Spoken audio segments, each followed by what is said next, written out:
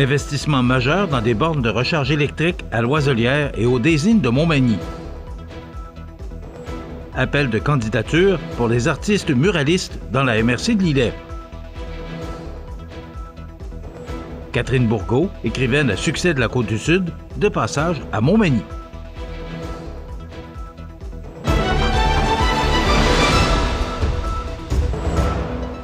Jeudi 26 septembre 2024. Bonjour mesdames et messieurs, bienvenue à votre bulletin d'information sur le réseau de télévision CMA TV. C'est en conférence de presse mercredi après-midi que le groupe Loiselière Incorporé annonçait un important investissement dans l'infrastructure de recharge électrique à Montmagny, confirmant par la même occasion son engagement envers les valeurs d'éco-responsabilité et de durabilité.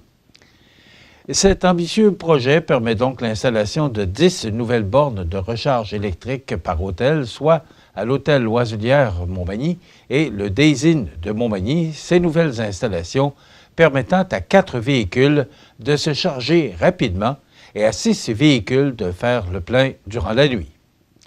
Cet investissement reflète la volonté des propriétaires de Loiselière à offrir les meilleures options disponibles sur le marché, garantissant un service de grande qualité à leurs clients ainsi qu'aux visiteurs de la région. Représentant un investissement de près d'1 million de dollars pour l'installation des bornes à charge rapide, l'entreprise a pu bénéficier du programme de soutien au secteur privé pour le déploiement de bornes de recharge rapide publiques du ministère de l'Environnement. Depuis notre acquisition en 2022, nos actions visent à offrir à nos clients ce qu'il y a de mieux sur le marché, tout en nous dirigeant vers des solutions durables, a déclaré Richard Lemieux, copropriétaire de Loiselière Incorporé et porteur de ce projet. D'ailleurs, ce projet réalisé en partenariat avec Fils Électrique, une entreprise reconnue pour son expertise et son engagement envers les solutions énergétiques durables, a été essentiel pour la mise en place de ces nouvelles infrastructures. Rappelons que le groupe Loiselière Incorporé, qui s'est porté acquéreur de l'entreprise en 2022, possède et exploite plusieurs établissements hôteliers, dont l'Hôtel Loiselière, le Désigne Montmagny et l'Econolodge, les 3 hôtels étant tous situés à Montmagny. Le groupe est aussi reconnu pour son engagement vers l'excellence en service et sa responsabilité environnementale, cherchant constamment à intégrer des pratiques durables dans ses opérations. Les artistes muralistes de la MRC de Lillet qui désirent soumettre leurs propositions pour la création de 2 murales figuratives dans des établissements scolaires locaux sont invités à déposer le contexte du projet d'ici le 20 octobre prochain. Ce projet, d'œuvres qui s'inspireront du patrimoine paysager unique de notre région, est le fruit d'une réflexion collaborative sur la jeunesse où les élèves ont aussi pu être consultés pour exprimer leurs besoins et leurs attentes. Cet exercice a été mené par la MRC de Lillet en partenariat avec divers organismes locaux, dont Apprendre autrement, l'ABC des Hauts-Plateaux, le Carrefour Jeunesse Emploi, Place aux jeunes en région, la Corporation de développement communautaire CDC ici Montmagny-Lillet, les 2 maisons des jeunes de Montmagny et Lillet, ainsi que les écoles secondaires La Rencontre de Saint-Pamphile et Bon Pasteur de Lillet. Les espaces à aménager et leur design ont été planifiés par la firme Fauve, dirigée par une jeune professionnelle du Kamouraska. De ce fait, 2 murales, une pour chacune des écoles secondaires de la MRC de Lillet, soit La Rencontre de Saint-Pamphile et Bon Pasteur de Lillet, transformeront ces salles en environnement confortable et inspirant, reflétant le caractère de la MRC de Lillet. L'objectif recherché est aussi de renforcer le sentiment d'appartenance des jeunes à leur région en leur offrant une approche créative pour découvrir leur environnement. Un jury sélectionnera les propositions en fonction de l'expérience de l'artiste et de la qualité de ses réalisations antérieures et il est à noter que l'artiste résident dans la MRC de Lillet sera priorisé. Soulignons que le projet de création de 2 murales figuratives inspirées du patrimoine paysager dans nos écoles secondaires est réalisé grâce au soutien financier du gouvernement du Québec et de la MRC de Lillet dans le cadre de l'entente de développement culturel 2024. Catherine Bourgault, écrivaine à succès de la Côte-du-Sud, de passage à Montmagny. On vous revient dans 60 secondes. Bingo! Ce dimanche 29 septembre, assistez au bingo des Chevaliers de Colomb de Montmagny au sous-sol de l'église Saint-Thomas. 1 500 $ en prix, dont 500 $ pour la carte pleine et 250 $ pour le Bonanza. Les portes ouvrent à midi. CEMA TV agrandit son rayonnement de diffusion. En plus de regarder CEMA TV sur son site web et sur le câble de Cogeco, vous pouvez maintenant capter la programmation de CEMA TV sur le canal numérique 206 ou analogique 14 sur le câble de Saint-Pamphile. CEMA TV, partout pour vous. Ces jours-ci, à votre Légion locale, on fait les choses différemment, avec pour mission de soutenir les vétérans, de s'amuser et d'accueillir tout le monde dans nos rangs. Pas besoin d'être un vétéran pour adhérer à la Légion. En tant que membre, vous vous joindrez à des milliers d'autres au service de nos vétérans, nos communautés et notre pays. Et grâce à notre programme Member Perks, vous économiserez des milliers en magasins, au restaurant et sur des produits et services dans tout le pays. Adhérez à la Légion.ca.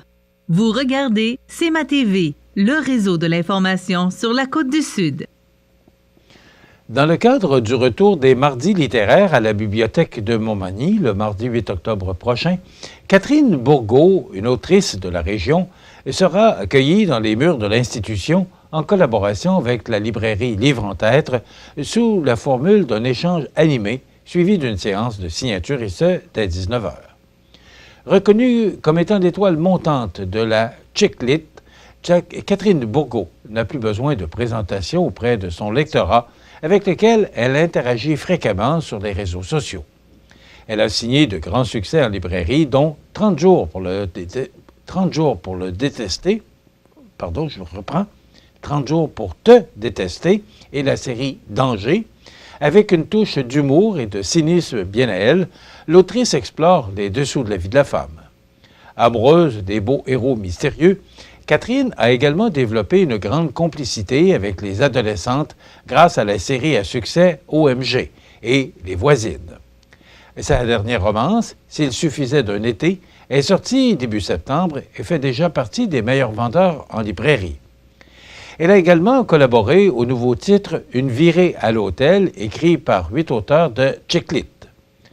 Prendre le temps d'écouter une écrivaine parler de son univers créatif et des rouages de son processus d'écriture, c'est comme assister à une émission littéraire, mais en personne plutôt qu'à la radio ou à la télévision. L'entretien est dirigé, puis le public a l'occasion de poser directement ses questions.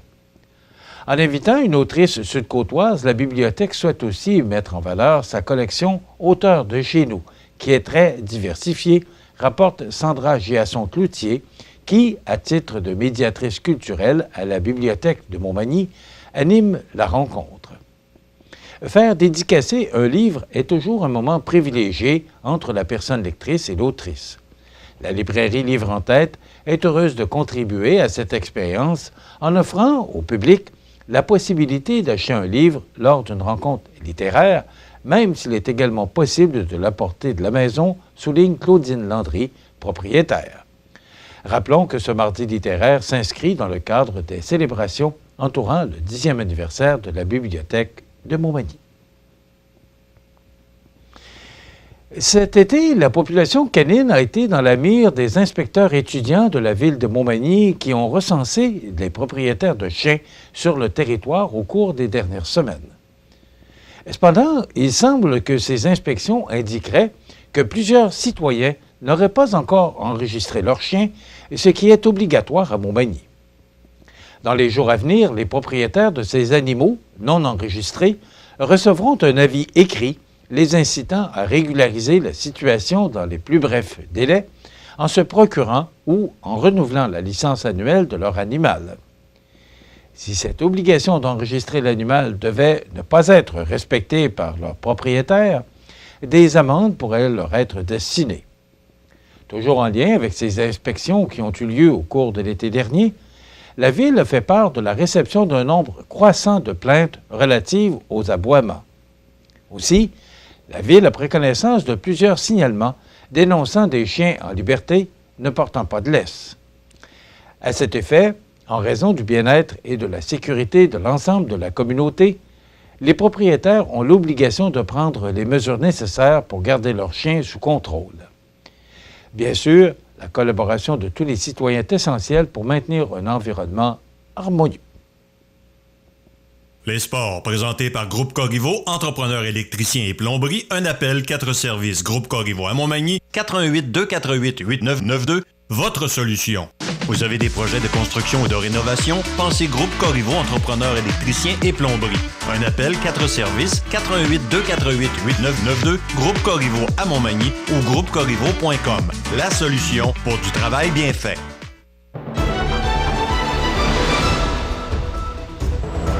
Au sport, dans le cadre de ces matchs hors concours, la Ligue de hockey junior 3A du Québec annonçait récemment qu'un match aurait lieu le jeudi 24 octobre à 14h au Amelia Park Ice Arena entre les joueurs de son circuit et les Owls de Westfield State University de la NCAA 3 ou 3. Cette initiative a été prise par la Ligue de hockey junior 3A du Québec afin d'offrir à ses joueurs plus de visibilité pour qu'ils puissent éventuellement jouer et étudier aux États-Unis suivant leur stage junior. Nous avons tenté de rejoindre l'instructeur-chef de l'Everest de la Côte-du-Sud et qui fait partie du circuit Fixby, à savoir si un des joueurs du club local pourrait faire partie de cette belle opportunité, mais malheureusement, nous n'avons pas pu le rejoindre.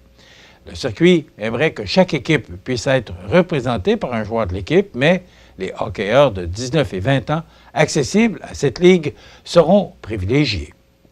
Le mercredi 23 octobre, soit une journée avant le match, l'équipe visitera les installations des Catamounts de l'Université du Vermont et assistera à la pratique du club en plus de rencontrer leur personnel de l'équipe.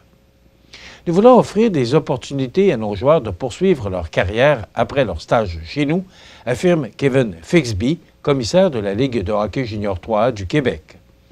Ce genre de journée aux États-Unis est une chance en or pour eux et plusieurs se verront ouvrir des portes grâce à ce voyage. Soulignons que les Owls comptent 4 Québécois dans leur rang, soit Louis Ouellette de Bécomo, Émile Pichette de Saint-Eustache, Raphaël Séguin de Saint-Lazare et Émile Tremblay de Saint-Bruno de Montarville. À travers les années, plusieurs hockeyeurs du Québec et anciens de la Ligue ont enfilé le chandail de la Ligue de la NC2A. Le personnel de l'équipe, dont le directeur général, l'entraîneur, les entraîneurs adjoints, le thérapeute, le gérant d'équipement, seront nommés d'ici quelques jours et sera confirmé avant le 1er octobre prochain. Soulignons que Martin Saint-Louis, entraîneur des Canadiens de Montréal, avait porté l'uniforme des Catamounts de 1993 à 1997 lors de ses années universitaires. Saint-Louis, un ancien du National de Joliette, avait joué dans la Ligue de hockey junior 3A du Québec en 92-93. Rappelons en terminant que c'est grâce au soutien de ses partenaires que la Ligue de hockey junior 3A du Québec est en mesure d'organiser de tels événements pour les jeunes.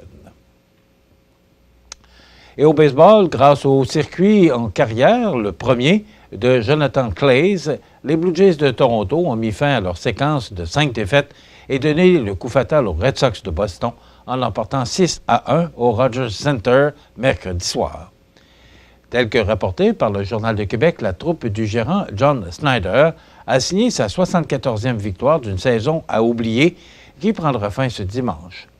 En évitant le balayage dans sa série de 3 rencontres face aux Sox, les Jays ont confirmé l'élimination de Boston qui espérait rattraper les Royals de Kansas City et les Tigers de Détroit dans la course au meilleur deuxième. Le club devra se contenter de batailler pour terminer avec une fiche de 500 ou mieux.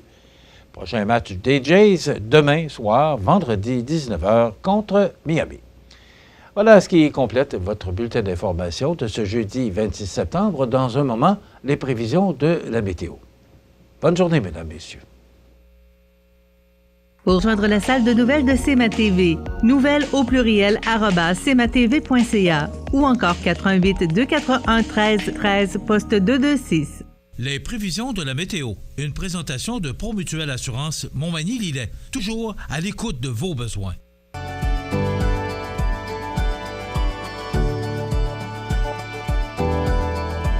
Promutuelle Assurance, votre assureur local. 88 248 7940. La la la la la la la.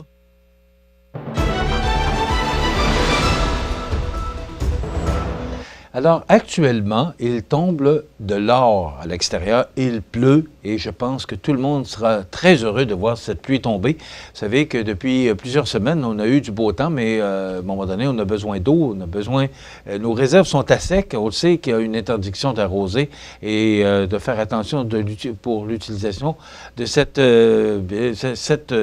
matière très précieuse. Alors, si on regarde, là, l'image satellite, elle parle d'elle-même. Il y aura de la pluie et ce sera comme ça, là, tout au cours de la journée et même demain vendredi. Et l'image radar parle d'elle-même, à savoir qu'il y aura beaucoup de précipitations au cours des prochaines heures. Donc, ça nous donne, en résumé pour aujourd'hui, en ce jeudi, c'est de la pluie, hauteur prévue de 10 à 20 mm, maximum de 15 degrés. De ce soir et la nuit prochaine, quelques averses qui cesseront tard en soirée, nuageux par la suite, avec 40 de probabilité d'averses, minimum de 13. Demain, vendredi, généralement nuageux, avec 30 de probabilité d'averses, maximum de 17 degrés. Maintenant, pour la fin de semaine, on parle de temps nuageux avec un maximum de 16. On ne parle pas de précipitations pour samedi. Et c'est un dégagement qui s'amorce dans la nuit de samedi à dimanche pour nous apporter une belle journée sous le soleil et un maximum de 21 pour dimanche. Quand même, ce sera une belle journée pour dimanche. Et lundi, on débute la semaine avec du soleil pour cette dernière journée du mois de septembre, déjà avec un maximum de 18 degrés. Les normales de saison, cette année d'année, sont de 14 le jour, 3 la nuit. Le soleil s'est levé à 6h35 et se couchera à 6h30 ce soir. Alors, vous avez sûrement remarqué que les soirées sont maintenant très courtes. Il fait actuellement 13 degrés à l'extérieur des studios de CMA-TV. Les vents soufflent de direction sud-est à 3 km/h. Il tombe de la pluie, là, mais c'est quand même des températures douces. L'humidité est à 92 % et la pression barométrique est à 101,8 kPa. Maintenant, pour le bateau qui fait la navette entre Montmagny et l'île aux Grues, donc pour les gens qui veulent l'utiliser, de l'île aux Grues, c'est 11h45, un seul départ. Ce sera la même chose pour Montmagny. Le seul départ aura lieu à 13h. Dans un moment, on vous propose une chronique, la chronique mode, avec Valérie Lebel, la boutique Rendez-vous, Magasin Lévesque et la cuisinerie. Très intéressant et c'est tellement beau de voir ce commerce-là et surtout avec les couleurs pastel qu'on a pour la mode automnale. Et on recevra deux personnes qui sont natives de Montmagny, Christine et Sylvie Marois. Christine Marois qui est auteure du livre Marois. Alors, c'est la source de notre histoire, les Marois en Amérique. Je vous invite à regarder attentivement cette entrevue que j'ai réalisée avec deux personnes qui sont natives de Montmagny. Il y aura la chronique La Pouponnière, bien sûr, les actualités et les avis de décès. Donc, voilà ce menu du jeudi 26 septembre. Bonne émission.